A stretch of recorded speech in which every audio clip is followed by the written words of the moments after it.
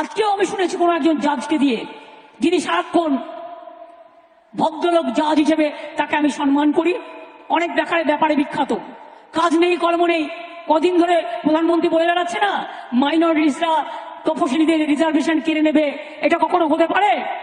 তাহলে সংবিধান ছেড়ে ভেঙে দিতে হয়।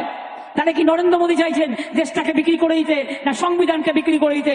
সংখ্যালঘুরা কখনো তফসিলিদের সংরক্ষিত আসনে হাত দেবে না, আদিবাসীদের হাত দেবে না, এটা দিতে পারে না, দেবে না, দিতে পারে না।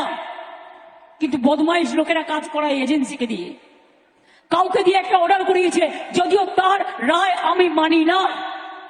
যেমন 26,000 টিচারকে যখন বাতিল করেছিল বিজেপি, আমি বলেছিলাম ওদের রায় আমরা মানি না।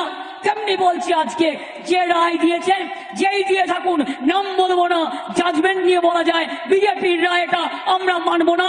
ওবিসি রিজার্ভেশন চলছে, চলবে।